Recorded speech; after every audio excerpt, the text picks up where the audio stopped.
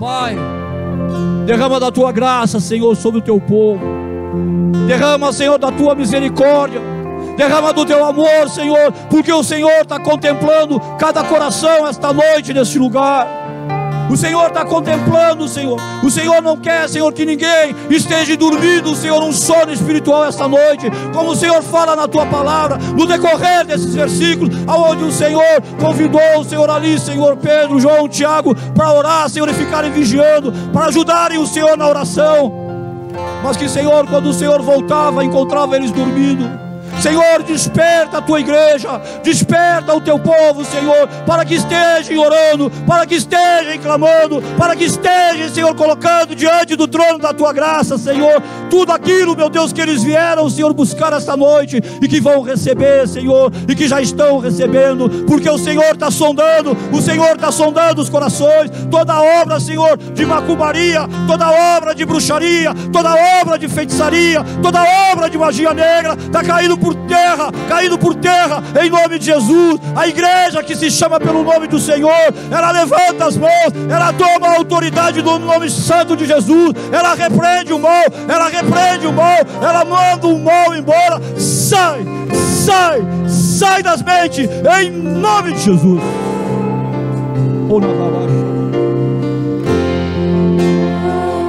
Meu Deus, cantarei quão grande é o meu Deus, e todos hão de ver quão grande é o meu Deus.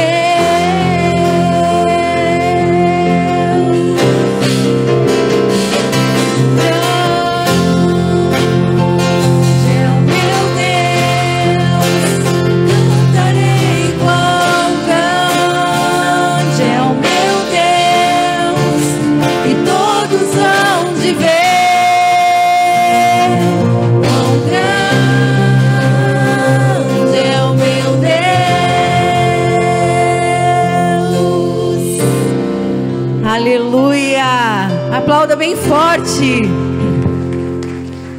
porque o Senhor é grande, amém? E todos hão de ver a sua grandeza e a sua misericórdia. Queremos saudar a todos com a paz. Sejam todos bem-vindos à casa do Senhor nessa noite. Também a todos que nos acompanham pela transmissão, que seja a paz sobre cada um, sobre o seu lar, sobre as suas famílias.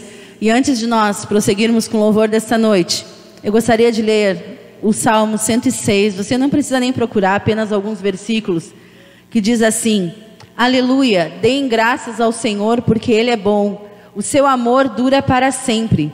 Quem poderá descrever os feitos poderosos do Senhor, ou declarar todo o louvor que lhe é devido? Como são felizes os que perseveram na retidão, que sempre praticam a justiça. Lembra-te de mim, Senhor, quando tratares com bondade o teu povo. Vem em meu auxílio quando o salvares, para que eu possa testemunhar o bem-estar dos teus escolhidos, alegrar-me com a alegria do teu povo e louvar-te com a tua herança. Amém? Bom é louvar ao Senhor, deem graças ao Senhor, e é isso que nós vamos fazer agora, com palmas, com alegrias. Nós vamos dizer que o Senhor é bom, amém? O Senhor tem sido bom contigo? O Senhor é bom e a sua misericórdia dura para sempre. Vamos adorar?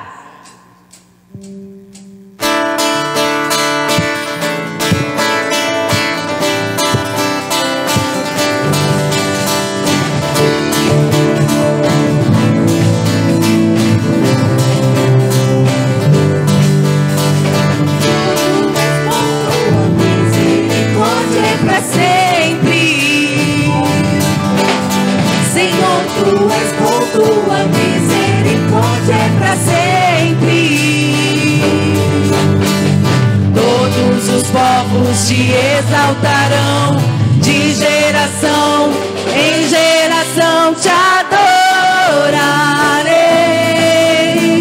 Aleluia, aleluia, te adorarei por tudo que é.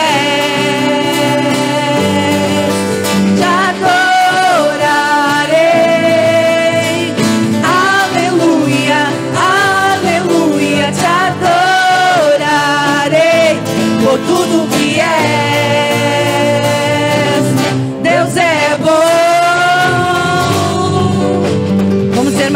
Senhor, Tu és bom. Senhor, Tu és bom, Tua misericórdia é pra sempre. Senhor, Tu és bom, Tua misericórdia é pra sempre. Todos os povos te exaltarão, de geração em geração te adorarei. Aleluia, aleluia, te adorarei por tudo que és.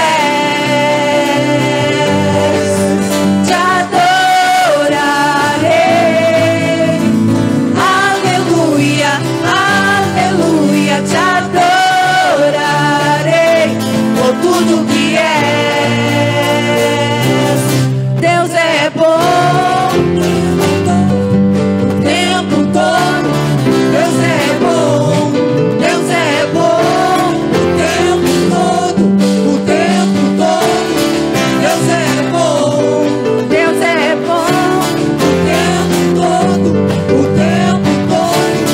Deus é bom, Deus é bom o tempo todo, o tempo todo. Deus é bom. Adorarei.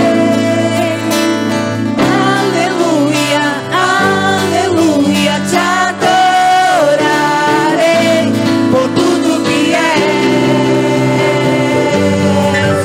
Te adorarei. Aleluia, aleluia, te adorarei por tudo que és.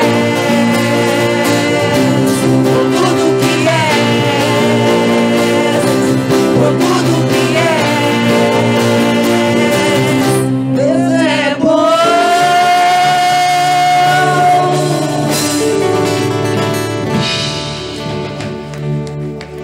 Aleluia. O Senhor é bom, o Senhor é grande, o Senhor é aquele que nos sustenta em todo o tempo. Eu ainda estava conversando com a Karine no começo do culto, eu estava dizendo que o Senhor é um Deus de detalhes. A gente acha às vezes que Ele não se importa com coisas do nosso cotidiano, mas Ele se importa. Nosso Deus é um Deus grande, mas que se importa conosco, amém? E nós vamos adorar com essa canção dizendo: quão grande é o meu Deus. Vamos adorar, igreja.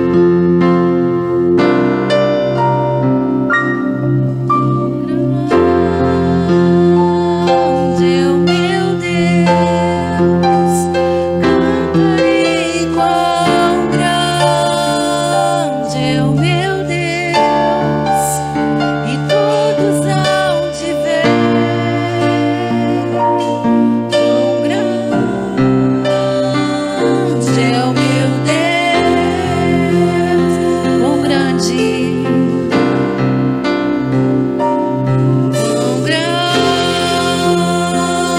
É o meu Deus, cantarei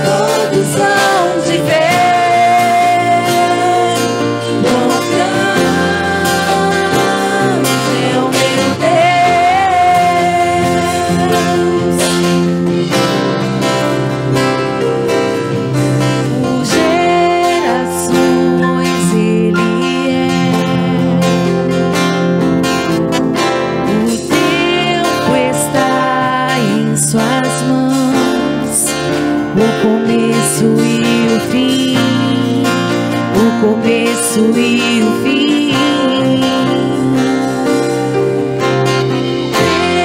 Se formam em um. Vives Cordeiro e leão, Cordeiro e leão, quão grande é o meu Deus, cantarei quão grande é o meu Deus, e todos hão de ver quão grande é o meu Deus, quão grande é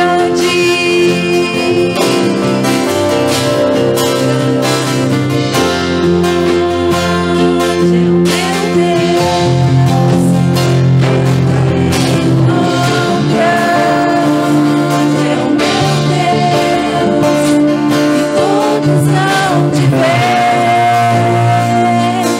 quão grande é o meu Deus.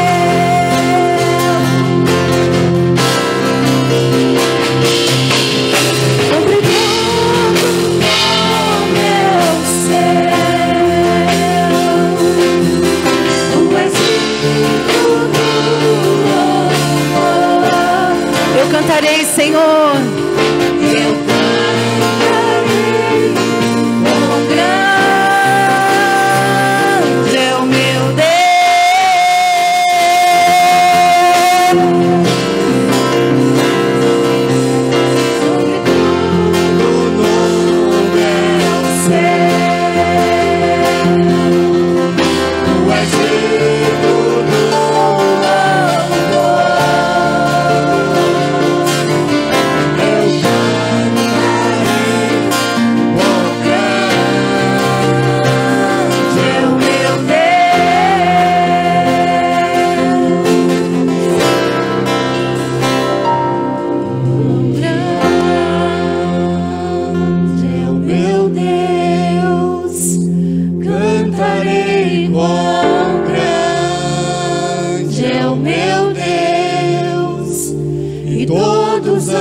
Te ver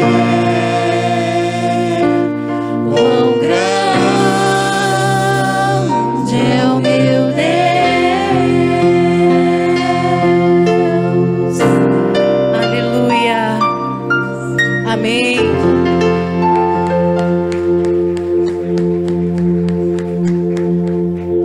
Como eu falei nesta manhã, que nós possamos usar, né, as oportunidades que o Senhor nos dá para mostrar o quão grande Ele tem sido sobre a nossa vida, sobre a nossa casa, sobre os nossos pensamentos, sobre as nossas enfermidades, sobre as nossas necessidades.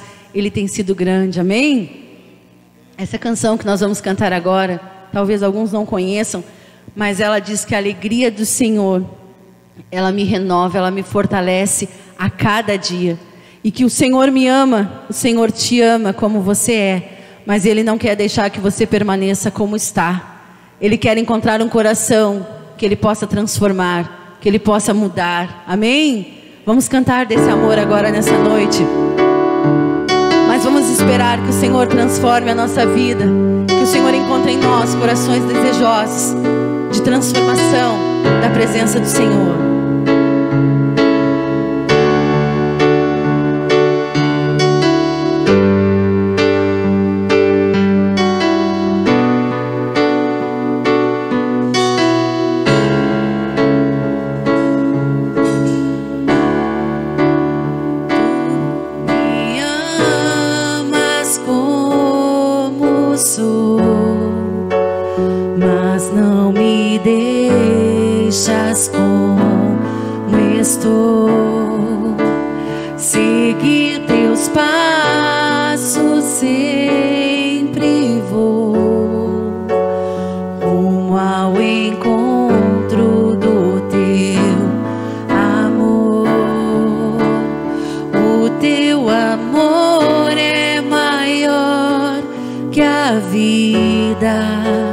me traz paz e alegria.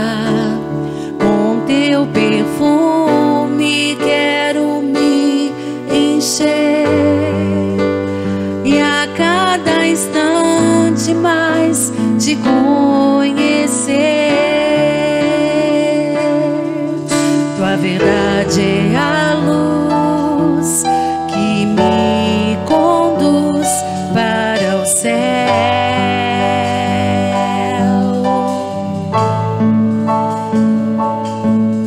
Tua palavra é o remédio que cura todo meu ser.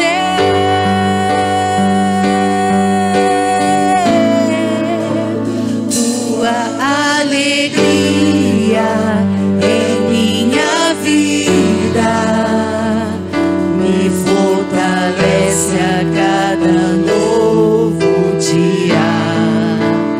Tua alegria é minha vida, recebo dela hoje. Agora recebo dela hoje. Agora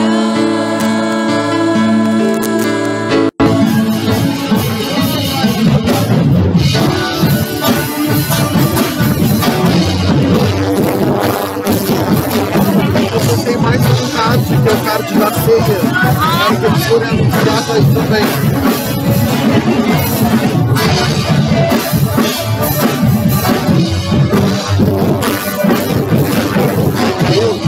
tu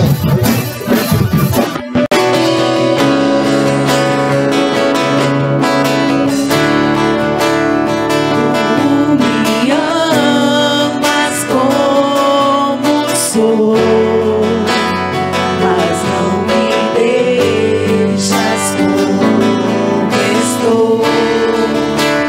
Seguir teus passos sempre vou, ao encontro do teu amor. O teu amor é maior que a vida, me traz paz e alegria. Com teu perfume quero me encher, e a cada instante mais te conhecer. Tua verdade é a luz que me conduz para o céu. A palavra do Senhor é o remédio. A palavra é o remédio que cura todo meu ser.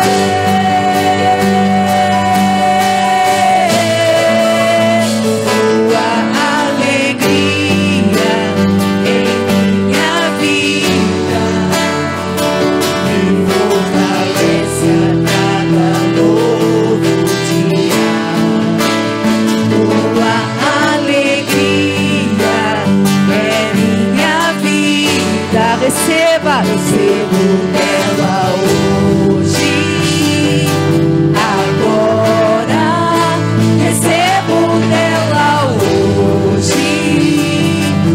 Agora tua alegria em minha vida me fortalece a cada novo dia.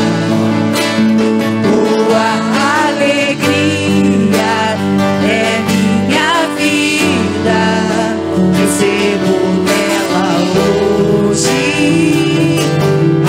Agora recebo dela hoje. Agora recebo dela hoje. Agora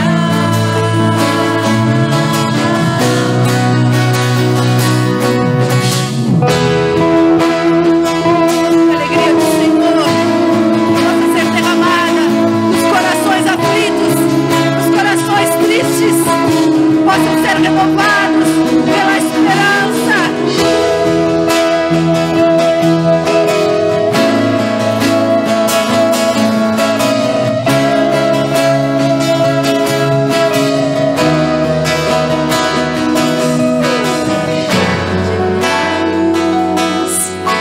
que me conduz para o céu.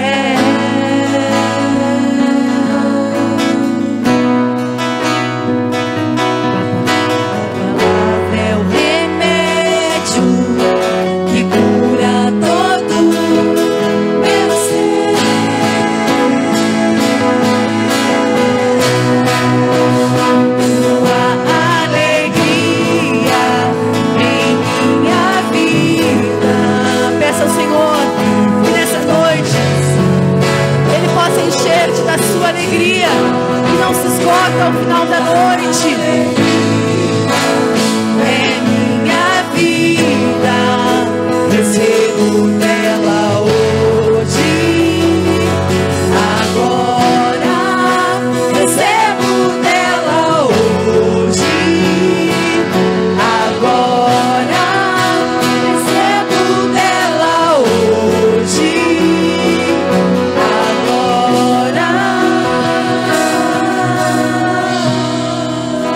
Aleluia, Senhor.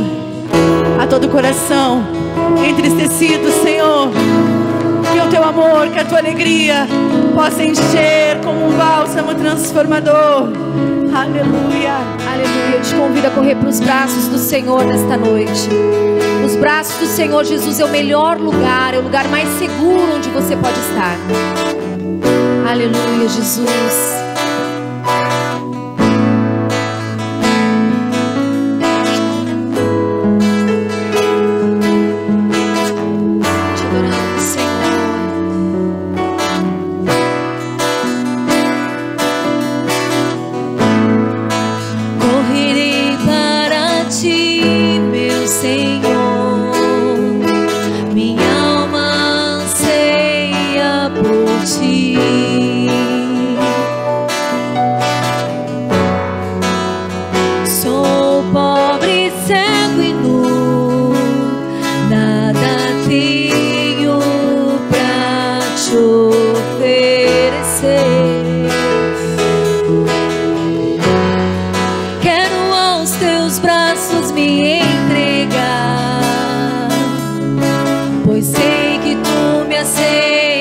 Como estou,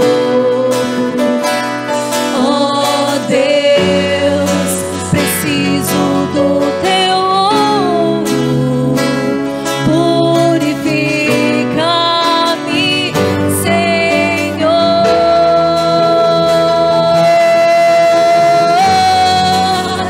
Reina sobre mim, eu me rendo a ti. Eu me rendo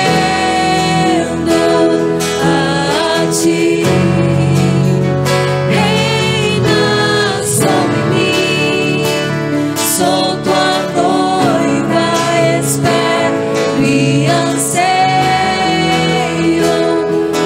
por ti. Corre pros braços do Senhor.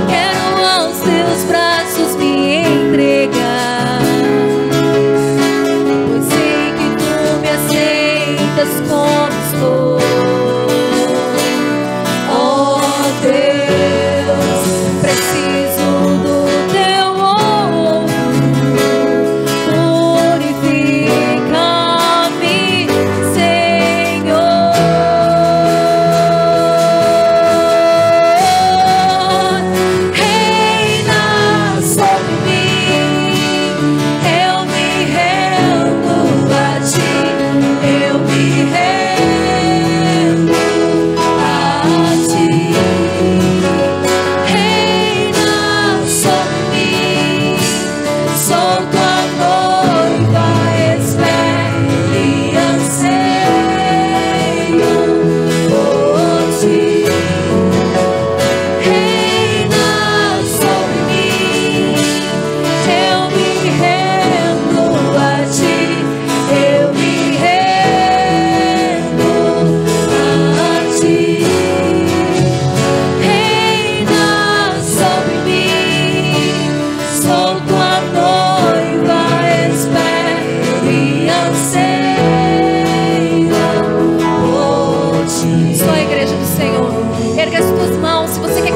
na tua vida, reine na tua casa, reine no teu casamento, reine na vida dos teus filhos. Erga as tuas mãos para esse Deus. Reine em mim, Senhor, diga: reine em mim. Reina sobre mim, eu me rendo a ti, eu me rendo a ti.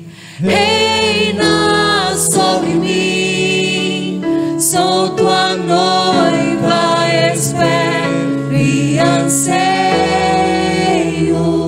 por ti. Aleluia, aplauda o Senhor.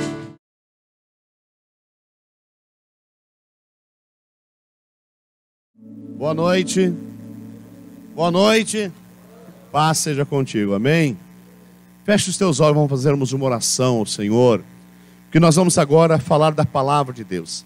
E nessa oração nós vamos convidar o Espírito Santo de Deus a falar conosco através da palavra de Deus. Senhor Jesus, nos colocamos na tua presença nesta noite, em oração.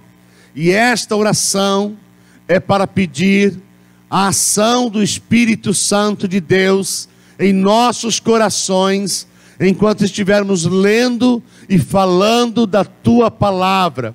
Que o Espírito Santo pegue a palavra de Deus, que é vida e poder, e através dela opere, haja, se mova, transforme o coração de cada um de nós, e Deus se revele a nós através da sua palavra, nos trazendo entendimento a seu respeito, nos trazendo fé, nos trazendo, Senhor, uma experiência pessoal para cada um de nós. É o que nós te pedimos em nome de Jesus, amém? Pode sentar em nome de Jesus. Se você quiser acompanhar comigo a leitura bíblica na palavra de Deus, é no livro de Atos Apóstolos, é o Novo Testamento. A Bíblia se divide em Velho Testamento e Novo Testamento. É no Novo Testamento, tem os 4 evangelhos, São Mateus, São Marcos, São Lucas, São João. Depois vem Atos dos Apóstolos, que conta a história da igreja primitiva, a igreja que começa depois da ascensão de Jesus. Na verdade, a igreja começa em Jesus, ele é o fundamento da igreja, amém? Mas ela começa a se manifestar através da descida do Espírito Santo no dia de Pentecostes, mais ou menos 40 dias depois da subida de Jesus aos céus, que é chamado de ascensão, quando Jesus ele sobe aos céus e é recebido pelos anjos lá nas nuvens para ir para o céu. E aí 40 dias após, mais ou menos 50 dias, acontece a festa de Pentecoste. E nesta festa os discípulos de Jesus são batizados com o Espírito Santo de Deus. E ali eles começam a pregação do Evangelho e de certa forma começa a funcionar a igreja de Jesus sem a presença de Jesus, amém? E o livro de Atos conta a história desta igreja, dos primeiros pregadores, dos primeiros apóstolos, dos primeiros mártires, dos primeiros irmãos da fé, que ousadamente pregaram o Evangelho de Jesus. Então, Atos Apóstolos, no capítulo 25, eu quero ler alguns versículos com vocês, e hoje nós vamos correr um pouquinho, amém? Quem está com frio aí? Então vamos correr um pouquinho hoje, não? Como é que nós vamos correr? Nós vamos trabalhar hoje 2 capítulos, 25 e 26, amém? Então, se você depois puder ler em casa, leia esses 2 capítulos, vai ter os devocionais durante a semana. Capítulo 25 é o número grande, versículo 1, diz assim: 3 dias depois que Festo chegou a Cesareia para assumir suas novas responsabilidades do governo da província, partiu para Jerusalém, onde os principais sacerdotes e outros líderes judeus se reuniram com ele e lhe apresentaram as acusações contra Paulo. Pediram a Festo, como favor, que transferisse Paulo para Jerusalém, pois desejavam armar uma emboscada para matá-lo no caminho. Festo respondeu que Paulo estava em Cesareia e que ele próprio voltaria para lá em breve. Alguns de vocês, disse ele, que têm autoridade, voltem comigo. Se Paulo tiver feito algo errado, vocês poderão apresentar suas acusações. 8 ou 10 dias depois, Festo voltou a Cesareia e no dia seguinte convocou o tribunal e mandou que trouxessem Paulo. Quando Paulo chegou, os líderes judeus, vindo de Jerusalém, se juntaram ao seu redor e fizeram várias acusações graves que não podiam provar. Paulo se defendeu: não sou culpado de nenhum crime contra as leis judaicas, nem contra o templo, nem contra o governo romano. Então Festo, querendo agradar os judeus, perguntou: você está disposto a ir a Jerusalém e ali ser julgado diante de mim? Paulo respondeu: este é um tribunal oficial romano, portanto deve ser julgado aqui mesmo. O Senhor sabe muito bem que não fiz nenhum mal aos judeus. Se fiz algo para merecer a pena de morte, não me recuso a morrer. Mas se sou inocente, ninguém tem o direito de me entregar a estes homens. Eu apelo a César. Festo consultou seus conselheiros e por fim respondeu: muito bem, você apelou para César, então irá para César. Amém? Eu quero situar um pouquinho isso aqui, não sei se todos estão acompanhando as pregações. Este Paulo que a Bíblia está falando é o apóstolo Paulo, um dos apóstolos de Jesus. Jesus escolheu 12 apóstolos para continuar o seu ministério terreno, que é pregação do evangelho ou a implantação da igreja na face da terra. Paulo não está nesses 12 que Jesus escolheu. Interessante que um dos 12 apóstolos de Jesus traiu Jesus, foi tirado do grupo. E Paulo era um perseguidor, era um religioso judeu da seita dos fariseus, talvez a seita mais zelosa do judaísmo. E Paulo era um perseguidor. E ele estava indo para Damasco para prender alguns cristãos e para trazê-los para Jerusalém debaixo de açoite. E Jesus se manifesta a Paulo no caminho de Damasco. Paulo conta isso aqui no texto. E Jesus se apresenta a ele. A Bíblia diz que uma grande luz, Paulo diz assim, uma luz mais forte que o sol, brilhou sobre nós, e eu e meus companheiros caímos por terra, e eu fiquei cego. Os meus companheiros não ouviram, mas eu ouvi uma voz que dizia: Saulo, Saulo, por que me persegues? E aí ele disse: quem és tu? E essa voz diz: eu sou Jesus, o Nazareno, a quem tu persegues. E ali Paulo tem um encontro com Jesus, se converte ao evangelho e se torna um pregador do evangelho de Jesus Cristo. Amém? Então, para vocês se situarem, e este Paulo se tornou um pregador. Obrigado. Se tornou um pregador.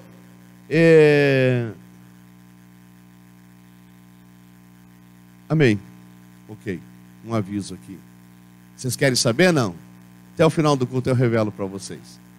Então, Paulo se tornou um pregador para os povos não judeus. A nação judaica, a nação de Israel, é a nação de Deus, a nação escolhida por Deus. Todas as demais nações que não são a nação de Israel é chamado na Bíblia de povo gentil. Portanto, nós somos gentios. E Paulo foi o missionário de Deus a estes povos. Ele foi à Grécia, ele foi a Éfeso, ele foi a muitos lugares pregando o evangelho do reino. Amém? Anunciando as boas novas de salvação. E nós vemos, irmãos, então, que Paulo, depois de exercer o seu ministério, e ele usou como estratégia do seu ministério pregar nas sinagogas judaicas, nos templos judaicos, da religião judaica. Então, muitas cidades no mundo têm sinagogas judaicas. Naquele tempo já havia isso. E nas cidades que haviam sinagogas judaicas, eles se reuniam aos sábados para o estudo da palavra de Deus. E Paulo ali se apresentava como um judeu e dava o seu testemunho de conversão, do seu encontro com Jesus. E pregava e falava das boas novas. O que é as boas novas? É a boa notícia. Qual é a boa notícia? Que Jesus morreu para perdão e salvação de todo aquele que nele crê. Amém? A salvação de Jesus para todos os homens. Isto é, as boas novas. E Paulo então havia pregado em muitos lugares. Mas uma das grandes dificuldades de Paulo ao pregar aos povos gentios é que, como ele pregava, e quando ele pregava em qualquer lugar fora do judaísmo, ou fora da religião da nação de Israel, ele encontrava também muitos judeus, e esses judeus achavam que os cristãos, para estarem completos na sua caminhada com Cristo, precisavam também aceitar as leis de Moisés, como a circuncisão e outras exigências do judaísmo, guardar o sábado e outras coisas. E Paulo se colocou contra isso, dizendo que não podíamos cobrar dos não-judeus leis que eram exclusivas para os judeus. Isso causou, né, um relacionamento difícil dos judeus com Paulo. E eles começaram a entender que Paulo estava combatendo ou desfazendo a religião deles. E Paulo não estava desfazendo, Paulo estava dizendo: vocês não podem colocar em outros povos uma orientação, uma ordenança de Deus que é exclusiva para vocês. Amém? Até porque a salvação é pela graça, mediante a fé. Isso quer dizer o quê? Jesus morreu no Calvário, pagou um alto preço para o perdão dos meus pecados e dos teus pecados. Ele oferece o perdão a nós gratuitamente, não é por méritos, não é por nossos méritos, porque graça quer dizer dom não merecido. Então é além do que merecemos, a graça da salvação. E Jesus agora só quer que nós possamos reconhecê-lo como Senhor e Salvador, confessar com a nossa boca, crer em nosso coração para sermos salvos e seguir os seus mandamentos, evidentemente. E então Paulo passou a ter um grande problema, e os judeus começaram a desejar a morte de Paulo, uma perseguição religiosa contra Paulo. A gente vê muito isso, a perseguição religiosa no mundo, em toda a história, né? Todo o tempo da história houve grandes guerras religiosas. E a gente fala: por que isso? Porque as pessoas são religiosas, mas não seguem os mandamentos de Deus. Porque os mandamentos de Deus nos levam a ter paz com todos os homens. Amém? Então estão usando o nome de Deus a seu bel prazer. E então acontece que agora, já por todos os lugares que Paulo havia passado nos últimos anos deste acontecimento, Deus usava homens e mulheres cheios do Espírito Santo de Deus para dizer a Paulo e avisar a Paulo que ele não fosse a Jerusalém, ou que se ele fosse a Jerusalém, ele seria preso e entregue para ser condenado. Mas Paulo não ouviu para isso, porque também havia um propósito de Deus na vida de Paulo. E Paulo vai a Jerusalém, talvez na festa de Pentecostes, na festa da colheita, e Paulo resolve, como judeu, que ele era judeu religioso, ele resolve fazer o período de purificação. Eles ficavam alguns dias no templo, orando, lendo a Bíblia, jejuando, refletindo sobre a sua vida, renovando os seus votos com Deus. E Paulo resolve fazer isso. E além disso, Paulo leva uma oferta das igrejas aonde ele passou para os judeus pobres de Jerusalém, porque havia grande pobreza e grande fome em Jerusalém naqueles dias. E Paulo então faz a sua purificação, e ele está saindo do templo, e os judeus o embarcam, se voltam dele e desejam matá-lo, e havia uma conspiração para matá-lo. Mas a Bíblia diz que Deus agiu de uma forma gloriosa, porque essa notícia desse tumulto em frente ao templo se espalhou rapidamente por toda Jerusalém. E o comandante da guarda ficou sabendo, correu com seus soldados, tomou Paulo da mão dos manifestantes e não deixou que eles matassem Paulo. E Paulo então foi preso. Paulo requereu não ser açoitado em Jerusalém, porque ele era judeu, cidadão judeu, romano, também. E então ele foi levado para Cesareia. Cesareia era próximo de Jerusalém, 96 quilômetros, mas Cesareia era a sede do governo romano, da província. Jerusalém era a sede do governo judeu. O que tinha mais força era o governo romano. Por quê? Porque Israel estava debaixo do jugo do governo romano, do Império Romano. Talvez foi o maior império que já existiu em toda a história da humanidade. E agora então, Paulo já havia passado pelo julgamento do antecessor de Festo, Félix, que ouviu as acusações contra Paulo 2 anos atrás, não viu nenhuma acusação sólida, motivo de condenação, deixou Paulo preso, deu liberdade para que os irmãos visitassem Paulo na cadeia e pudessem assistir Paulo em suas necessidades. E agora passou-se 2 anos, e então Félix deixa o seu cargo, e Festo assume o lugar de Félix, e agora ele, com 3 dias de assumir o seu cargo, ele vai a Jerusalém, para visitar Jerusalém, era a sua jurisdição, e ele ali ouve os judeus vindo a ele, o sumo sacerdote, muitos judeus reclamarem, e pedindo que eles intervissem para a condenação de Paulo. E eles pediam que Paulo fosse levado de Cesareia para Jerusalém, se fosse julgado em Jerusalém. Mas a Bíblia diz que esta é a intenção dos judeus religiosos, é que nesta translado de Paulo, fizesse uma emboscada e matassem Paulo. E então este Festo resolveu não ouvi-lo, ou não ouvir os judeus, e deixá-lo na Cesareia, no governo romano, no governo da província romana. E ali então vem visitar Festo, o rei Agripa, né? O Herodes Agripa II, filho do Herodes Agripa I. O Herodes Agripa I é aquele que matou Tiago à espada. E este é filho, aquele homem foi um bárbaro. E este é filho dele, talvez era um pouco mais ameno no seu governo. E ele veio visitar Festo, talvez como superior, ver como é que estava as suas instalações, a habilidade para tomar o governo daquela província. E aí Festo, conversando com o rei Agripa, disse: olha, eu tenho aí um prisioneiro que Félix deixou para mim, para ser julgado, e os judeus trazem muitas acusações contra ele, mas nenhuma delas tem fundamentação na lei romana para a condenação dele, ou para a morte dele, e eu preciso levá-lo, talvez a César, o imperador em Roma, mas eu preciso ter uma acusação sólida, escrever uma carta com uma acusação fundamentada, para que ele possa ser julgado em Roma. E aí, conversando, e ele conta algo dizendo assim: este Paulo fala de um tal Jesus que está morto, mas ele disse que vive, né, que era a ressurreição de Jesus. E aí o rei Agripa fala assim: olha, eu gostaria de ouvir esse Paulo. E é preparado tudo para que o rei pudesse ouvir a defesa de Paulo. E a Bíblia diz que eles preparam lá o local do tribunal, e entra o rei Agripa com sua irmã Berenice, com toda a pompa de rei, com todas as honras, com toda aquela formalidade.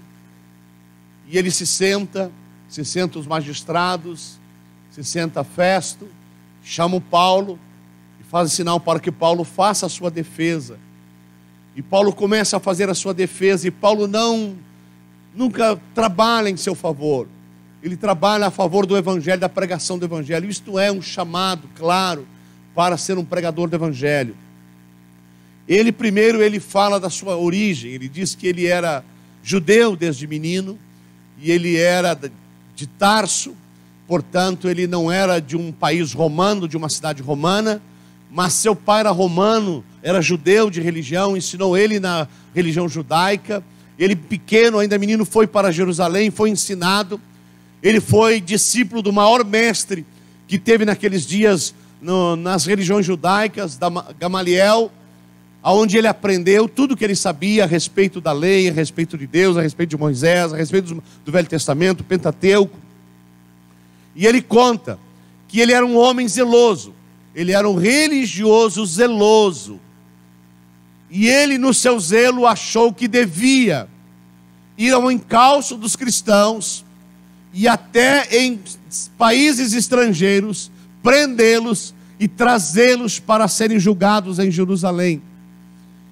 E aí ele conta ao rei Agripa dizendo: mas numa dessas vezes eu estava indo para Damasco e tive um encontro com Jesus. Jesus apareceu para mim numa grande luz. Eu fiquei como cego, fui levado para Damasco, para a rua direita.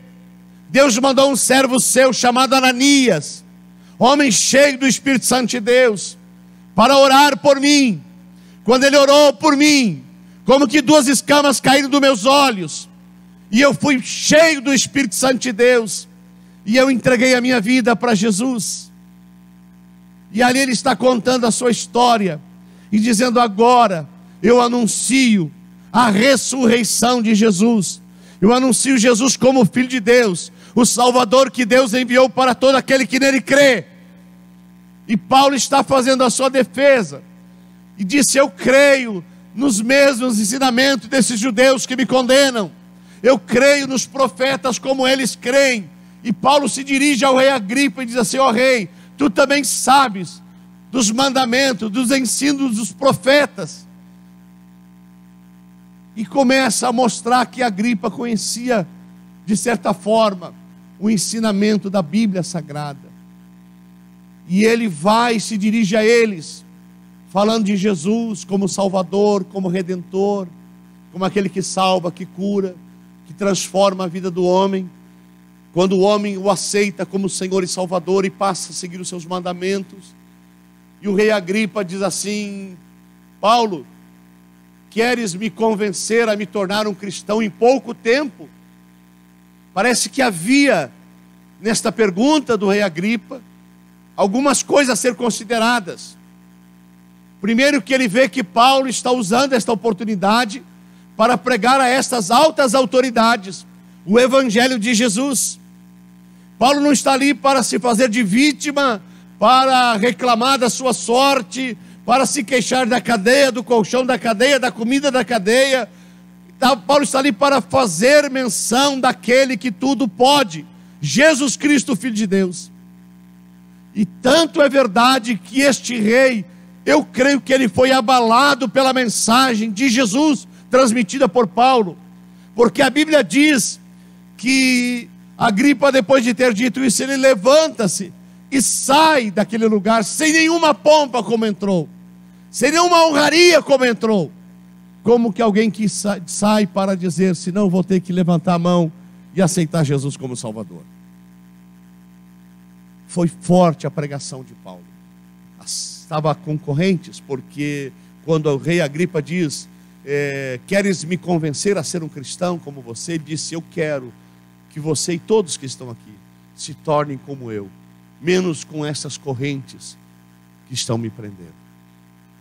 Nada disso impedia Paulo, porque o homem que anda com Deus, a mulher que anda com Deus, ele nas horas das lutas recebe uma força que não pode ser medida, que não pode ser calculada. Nas horas que nós, quando andamos com Jesus, precisamos, Ele nos dá uma lucidez e uma sabedoria que nós dizemos: não é de mim isso, foi Deus, eu não teria capacidade para fazer isso. E Deus faz a diferença daqueles que ouvem a sua palavra, guardam os seus mandamentos e andam com Ele. E quando o rei Agripa II sai, ele comenta com Berenice, sua irmã, e com o governador da Cesareia, Festo, dizendo: olha, se não fosse pelo fato de que este homem requereu ser julgado por César, ele deveria ser solto, porque não há nenhuma acusação contra ele. Agora eu quero que vocês pensem uma coisa: como pode um rei, um governador, que se supõe que estes homens são profundamente esclarecidos, e talvez tenham ao seu lado os melhores assessores, as melhores mentes da nação, o sumo sacerdote de Israel, o advogado dele que nós vimos no capítulo anterior, que era um homem eloquente em palavras, um homem sábio, e todos os judeus religiosos, líderes religiosos, não conseguiram achar uma acusação sequer contra Paulo. Por quê, meus irmãos? Porque a Bíblia diz que toda ferramenta preparada contra os filhos de Deus não prevalecerá. Deuteronômio diz assim: virão contra ti por um caminho e fugirão de ti por 7 caminhos. O Senhor é a nossa justiça. O Senhor é aquele que cuida de nós. O próprio Paulo diz em Romanos: o que nos separará do amor de Deus? Nem a morte, nem a vida, nem a espada, nada pode nos separar, porque Deus é aquele que cuida de nós todo o tempo. Esta convicção de quem é Deus, da fidelidade desse Deus, estava clara na vida de Paulo. Por isso ele não se abalava com estas coisas, e ele sabia que a sua prisão tinha um propósito divino. Que homens que jamais talvez iriam à igreja, jamais iriam à praça pública, a uma sinagoga, ouvir a pregação do Evangelho, agora estavam ouvindo a pregação do Evangelho através da boca de Paulo. Como Paulo vai a Roma, e ele também prega o Evangelho lá, e estas grandes autoridades ouviram a mensagem salvadora de Jesus. Não é maravilhoso isso? Quantas vezes nós somos levados a um momento de adversidade, e a primeira coisa que fazemos, nós reclamamos. E às vezes Deus tem um propósito ali, e nós não percebemos que aquilo que está acontecendo está ainda no controle de Deus, não está no nosso controle. Na verdade, nada está no nosso controle. Às vezes nós temos uma falsa impressão de que nós controlamos o nosso carro, até que um pneu estoure, até que alguém nos bata. Nós achamos que nós controlamos a vida dos nossos filhos até que eles se rebelam e tomam o seu caminho. Nós achamos que mas na verdade todas as coisas, elas só estão no controle quando nós andamos com Jesus e declaramos total dependência a Ele, ao seu cuidado, à sua bondade, à sua fidelidade. E declaramos que nós dependemos e desejamos, como cantamos aqui, que Ele seja o Rei de nossa vida, que Ele seja o nosso Redentor. Amém? Como tem sido com você? Pensa no Paulo, inabalável emocionalmente, Paulo com a mesma ousadia de todas as outras oportunidades em sua vida, e Paulo está agora tendo o privilégio, por causa de suas correntes e do ódio dos judeus, ele está tendo o privilégio de pregar o Evangelho a um rei, a um soberano. Então nada acontece por acaso, meu irmão. Se você crê em Deus e se você colocou a sua vida nas mãos de Deus, mesmo que você não entenda, Ele está no controle e Ele está conduzindo todas as coisas. E no tempo certo você vai ver a bondade e a misericórdia dEle, que você não entendeu, porque tudo que é novo nos assusta, tudo que é novo nos surpreende, né? Tudo que é novo nos traz uma certa insegurança, mas Deus continua sendo o nosso Deus, e é isso que nos fortalece, e nos traz esperança, e nos traz fé, e nos traz alento ao coração. Amém? Você pode oferecer a sua vida ao controle e à direção de Jesus, ler a sua palavra, obedecer os seus mandamentos e ter a direção dele na sua vida. Ou você pode escolher fazer do seu jeito. Mas quando nós colocamos na mão de Jesus, nós temos experiências singulares com Ele. Quero dizer para vocês que Deus quer renovar o relacionamento dele conosco todos os dias. Não sei como foi a semana de vocês, mas me permita falar um pouquinho da minha semana. Essa semana não foi uma semana boa para mim, não foi uma semana produtiva. E eu tenho como base da minha vida como um cristão, o Evangelho de João 15,16, não vos escolhestes vós a mim, mas eu vos escolhi para que vades, deis fruto e o vosso fruto permaneça. Eu tenho necessidade de me sentir útil, de alguma maneira, para Deus e para o seu reino e para a sua obra.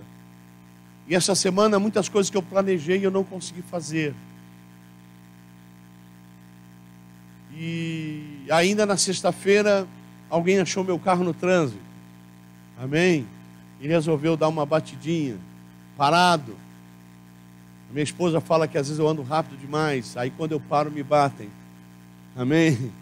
Então, meus irmãos, e aí eu estava aqui hoje de manhã, estava refletindo sobre meus dias, a minha semana, estava dizendo: Senhor, como eu fui improdutivo essa semana. Como eu não fiz nada que fosse relevante para ti, para o teu reino. Como eu sentei no computador, não consegui fazer algumas coisas que eu queria fazer. Como eu planejei algumas atividades, não consegui fazer. E eu estava ali pedindo perdão ao Senhor. Porque nós somos chamados para frutificar em Jesus. Quem estava terça-feira aqui ouviu essa palavra. Nós somos chamados para dar frutos em Jesus, em todas as áreas, em tudo que nós pomos a nossa mão, Deus promete abençoar. E eu estava profundamente sentido, entristecido no meu coração. E eu estava pedindo perdão ao Senhor, porque nós perdemos as oportunidades. E hoje de manhã o irmão Fabiano, um dos nossos presbíteros, ele leu um texto de Paulo em Colossenses, que Paulo incentiva a igreja a orar, para que a gente possa aproveitar todas as oportunidades para dar testemunho da nossa fé. E a gente os dias têm passado, os dias voam, irmãos. Não sei se a gente vai ficando mais velho e a gente tem a sensação de que os dias correm mais rápido do que quando a gente era mais novo. E nós estamos, às vezes, perdendo o nosso tempo. E eu estava pedindo perdão ao Senhor na hora do louvor. E Deus estava me lembrando de que Ele está no controle. De que ainda que nós venhamos a falhar, Ele continua o nosso Deus infalível e poderoso. E o amor dele por nós não diminui, não afusca, porque o amor dele é verdadeiro e eterno. Deus é amor, diz a Bíblia. O que Deus é? Deus é amor. Eu sou carne, eu sou osso, mas Deus é amor. E Deus estava me relembrando de que Ele, quando nos chama e nos dá uma tarefa, uma obra, uma missão, Ele levou em conta as nossas limitações, Ele leva em conta as nossas incapacidades, Ele leva em conta as nossas limitações. E eu estava me renovando na presença do Senhor, porque esse Deus é maravilhoso. Apesar de nós falharmos, Ele continua nos amando. E talvez Deus estava me dizendo parte do que Paulo sentia diante desses magistrados, dessas autoridades, do ódio dos judeus. Talvez Deus estava íntimo com ele naquela hora. E Deus estava relembrando ele que o Senhor era o Deus dele, infalível Deus dele. O Deus da sabedoria, o Deus que dá a palavra na hora certa. O Deus que cuida, que nos sustenta, que nos ampara. O Deus que é fiel. Este é o nosso Deus, irmãos. E Ele tem sido fiel na sua vida. Peça para o Senhor abrir os teus olhos espirituais para que você veja que Ele está no controle de todas as coisas. Mesmo o ódio dos judeus foi uma oportunidade para Paulo falar do Salvador para Festo e para o rei Agripas. Todas as coisas cooperam juntamente para o bem daqueles que amam e servem a Deus. Que bom podermos descansar no Senhor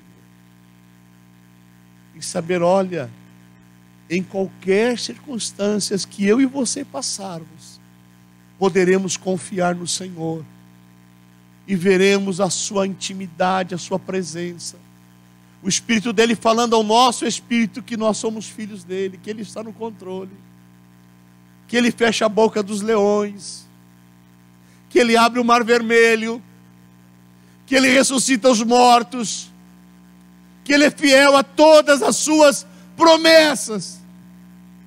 E às vezes, quando nós não exercemos fé em Deus, nós entristecemos a este Deus,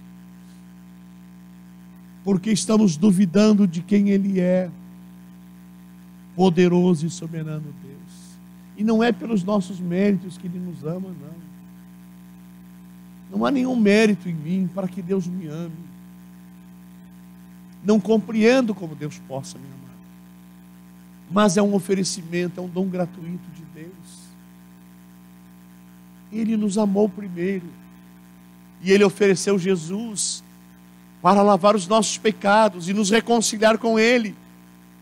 Por isso que na igreja nós chamamos uns aos outros de irmãos, porque nós somos irmãos do sangue de Jesus, fomos reconciliados em Jesus. Eu quero que você entenda isso. Deus te ama como amava Paulo, Deus quer ser Deus e ser fiel na tua vida, como foi fiel na vida de Paulo. Não murmura, não questione, não reclame. Glorifique a Deus. Glorifique ao Senhor, porque Ele é Deus fiel e verdadeiro. Quando eu olho para Paulo, de certa forma, me sinto mal. Tamanha a fidelidade deste homem, tamanha a devoção deste homem a Jesus, tamanha a intimidade dele com Jesus. E esta mesma intimidade é oferecida a mim e a você, porque Jesus não faz acepção de pessoas. Eu quero essa intimidade para mim, eu quero essa intimidade para você. Que você não chegue aqui domingo no culto, quebrado, que nem arroz de terceira, que o diabo bateu em você a semana inteira, mas que você chegue aqui no domingo dizendo: pastor, essa semana foi uma semana de experiências com o Senhor. Experiências com o Senhor. Foi uma semana que eu pude falar da minha fé, falar do amor de Deus. E uma coisa que eu quero destacar para encerrar é a clareza de Paulo, de que ele foi chamado para falar de Jesus para os desigrejados. Eu e você fomos chamados para falar de Jesus para aqueles que não têm Jesus. Pensa bem, Deus nos chamou e nos salvou para a vida eterna com o seu Filho Jesus Cristo nos céus. Amém? Todos desejam essa morada eterna com Jesus. Então por que Deus nos deixou nesse mundo de sofrimento? Hoje chegou um rapaz aqui, morador de rua, estava bêbado, ele me conhece há muitos anos. O irmão Anderson, que é um dos nossos presbíteros, orou por ele, e ele chorou na hora. Algumas já conversei com ele, ele se diz ateu, que não crê em Deus. E aí ele disse: por que tudo isso, esse sofrimento no mundo? Eu falei assim: por causa do pecado. Os homens abandonaram as leis de Deus e passaram a viver dissolutamente longe de Deus. E os seus caminhos são caminhos de dor e sofrimento. Se o homem não se voltar para Jesus e não obedecer os mandamentos de Jesus, ele não encontrará paz. Então por que a igreja foi deixada nesse mundo de dor e sofrimento? Porque nós somos a missão de Deus para aqueles que não conhecem Jesus. É isso que Paulo entendia. Paulo não perdia as oportunidades de falar da Salvador. E eu estava dizendo hoje de manhã: imagina que cada um de nós resolvêssemos falar de Jesus, falar da nossa experiência pessoal com Jesus. Que você, nos lugares que você costuma ir, no açougue comprar pão, na padaria comprar carne, né? Ou qualquer outro lugar que você costuma ir, você criasse um relacionamento com as pessoas que te atendem e começasse a falar de Jesus, do Salvador. Que impacto nós causaríamos nessa cidade? Nós deixamos de ser relevantes para a cidade. Às vezes a igreja para a cidade é mais ou menos assim, ó: se esta igreja passar, acabar de existir, entrar um trator aqui, destruir as paredes e fizer aquilo, qualquer outra coisa, não vai fazer falta nenhuma. Isto é quando a igreja não é relevante para a cidade, não é relevante para o bairro. Mas quando nós levamos a nossa fé e falamos da esperança e do poder de Jesus para aqueles que não conhecem, nós nos tornamos relevantes para a cidade. E se esta igreja parar, a cidade vai dizer: não pode parar. Amém? E Deus está, através da pregação de Atos, chamando a cada um de nós para nos tornarmos uma igreja relevante. Uma igreja relevante. Há 2 semanas atrás, as irmãs fizeram um culto especial no dia do domingo, na terça-feira. A irmã Dani organizou. E uma das coisas que ela fez foi motivar a igreja a convidar pessoas para visitar a igreja. Tinha 20 pessoas aqui visitando a igreja. Nós perdemos este feeling da vida cristã, que nós precisamos levar pessoas a ouvir o Evangelho de Jesus, a participar do nosso culto, sentir a alegria que nós sentimos nesse lugar, sentirmos a paz de Deus que nós sentimos nesse lugar, ter uma experiência com Jesus. Nós planejamos as nossas festas e não trazemos convidados. Se você vai para os evangelhos, você encontra Jesus dizendo aos seus discípulos: vai aos valados, às ruas, vai aos lugares distantes e convida muitas pessoas, porque há muitos lugares na minha mesa. E Atos Apóstolos é um chamado da igreja.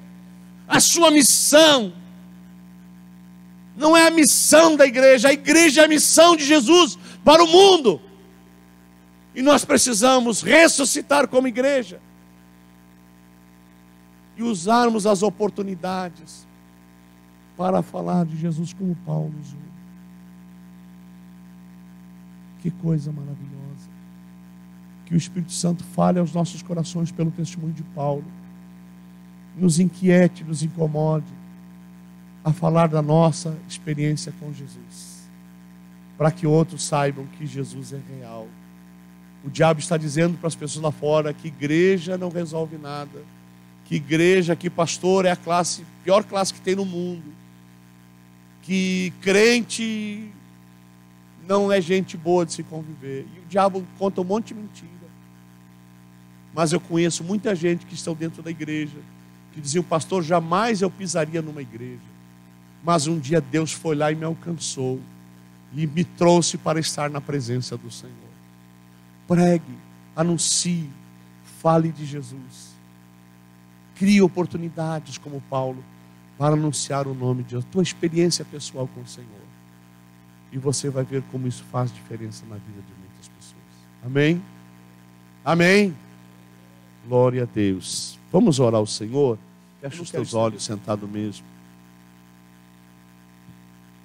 Jesus amado,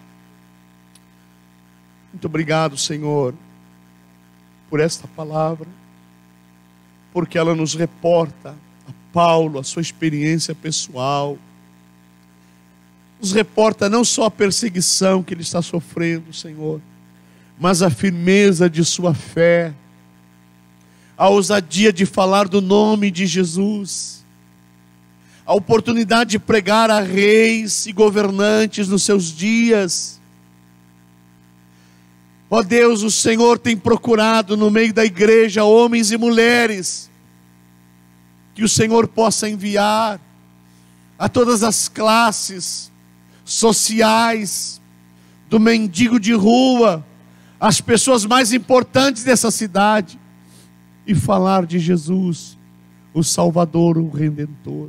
Porque a tua ordem, Jesus, a igreja é: ide por todo o mundo e pregai o evangelho a toda criatura. Quem crer e for batizado será salvo, quem não crer será condenado. Ó Senhor, fala ao coração do meu irmão, da minha irmã, sobre o fato de que tu és presente na nossa vida, e mesmo nas maiores adversidades, nas maiores lutas, o Senhor suscita em nós forças celestiais, forças poderosas em Cristo Jesus, para suportarmos e para vencermos, sem murmurar, sem reclamar de nossa vida. Ó Jesus, fala ao coração da tua igreja, amado Espírito Santo, da responsabilidade, da compreensão que havia em Paulo. Paulo compreendia que ele devia usar todas as oportunidades para dar testemunho da sua fé, da sua experiência, do seu encontro pessoal com Jesus. Senhor, desperta a tua igreja. Pai, queremos ser relevantes para esta cidade. Queremos ser relevantes para todas as classes sociais dessa cidade. Oh Senhor, queremos multiplicar o que temos ouvido e recebido nesse lugar, para que centenas de pessoas durante a semana ouçam o que Deus está falando nestes dias, e haja o mover de Deus, porque a pregação do Evangelho libera o mover do Espírito Santo de Deus, para a salvação, para a cura e para a libertação.